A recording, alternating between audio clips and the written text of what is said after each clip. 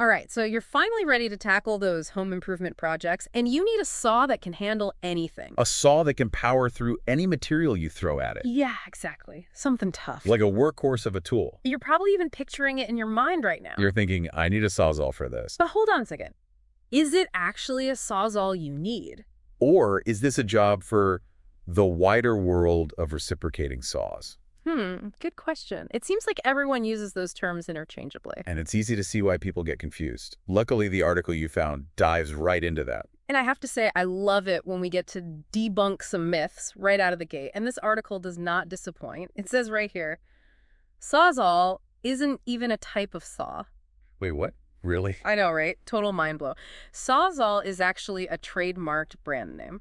Huh. So it's like Band-Aid or Xerox? Yes, exactly. Those are all brand names that have become synonymous with the product itself. But we're in the know now. So who do we have to thank for bringing the first reciprocating saw into the world? Let me guess. Black & Decker. Nope. It was actually Milwaukee back in 1951. Wow, 1951. That's going way back. What was going on back then that would have even created a need for a powerful saw like that? Well, I did some digging, and it turns out that the post-World War II era was a time of major construction and industrial growth. New buildings were going up left and right, infrastructure was being rebuilt, manufacturing was booming. They needed some serious tools to keep up with all that. Ah, so Milwaukee really hit the nail on the head with their timing.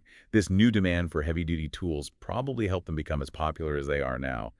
And speaking of Milwaukee, the article mentioned a feature on the original Sawzall that really set it apart at the quick-look blade clamp.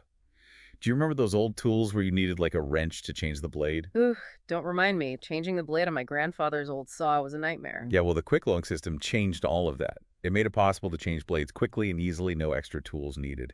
It sounds like a small thing now, but back then, that was revolutionary. Oh, totally. That's huge. It's like the jump from a rotary phone to a smartphone.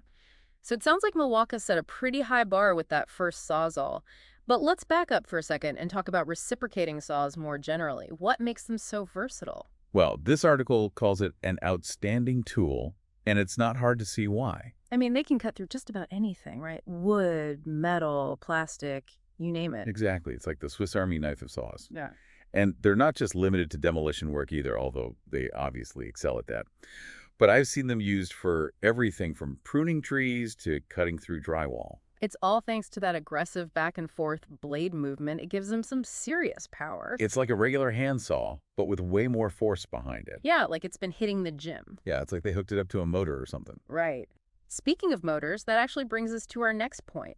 How about we talk about the different ways to power these things? Good point. Because a saw this versatile needs a power source to match. And there are more options than you might think, right? Absolutely. This article does a good job of outlining the main ones. First, you've got your classic corded models. The old reliables. Right. Those offer steady power, but they can be kind of a pain if you're working far away from an outlet. You're tethered to that cord. Literally a drag sometimes. Exactly. But on the other hand, we've got the cordless revolution. Battery-powered reciprocating saws have really come a long way. Oh yeah, for sure. They are so much lighter and easier to move around. Plus, the batteries themselves have gotten so much better, like way more power, and they hold a charge longer. The article even mentions some batteries can hold a charge for months, which is kind of wild. That is pretty impressive. So convenient. But hey, if you're listening and you're thinking about going cordless, here's a pro tip from yours truly. If you already have other cordless tools from a specific brand, check if those batteries will work with their reciprocating saws too. That's a really good point. You don't want to end up with a drawer full of different chargers for all your different tools. Yeah, it's a recipe for disaster, I swear. But no matter which power source you go with, corded or cordless, there is another really important factor that a lot of people forget about. The blade. You know it. A saw is only as good as its blade. And honestly, I had no idea there was so much to learn about these things until I read this article. It's a whole world. You're telling me. It's easy to get lost in all the details. But never fear, we're here to break it down for you.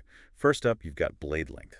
Which can really run the gamut, it seems like. Totally. We're talking anywhere from a tiny 3-inch blade to a monstrous 12-incher. 12 inches? That's longer than a foot-long sub. What kind of job would even need a blade that big?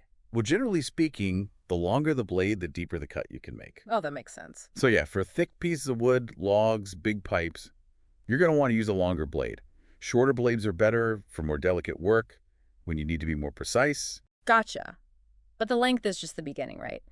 The article also mentioned something called TPI, which stands for teeth per inch. Now, I don't know about you, but that sounds a little too much like a trip to the dentist. Yeah, not my favorite association either. But it's a good analogy, because it really is all about those little chompers. Picture a row of teeth on the blade. The TPI basically tells you how many teeth are packed into 1 inch of space.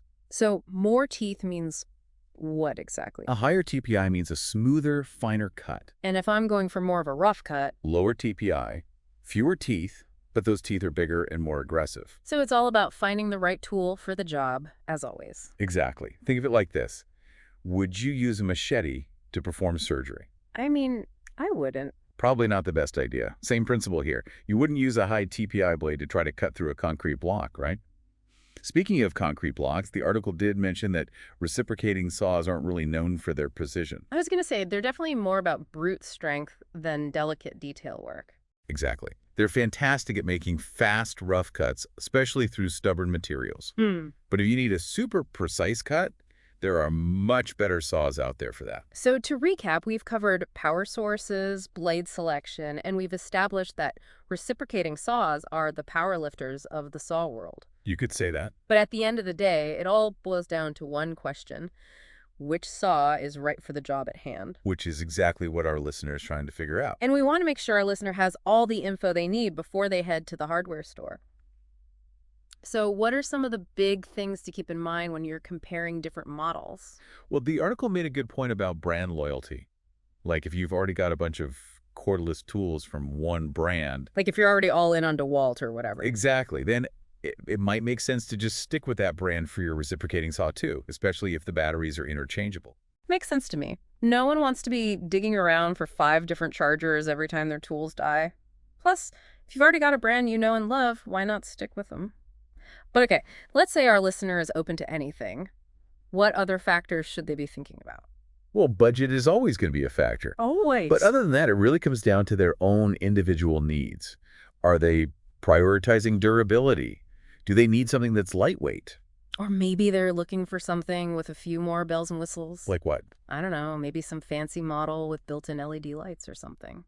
You know, there are some really tricked out saws out there. It's all about finding the saw that fits your needs and your workflow. And this article really emphasizes that there's no single right answer. It depends on what you're looking for. That's good advice for just about anything, right?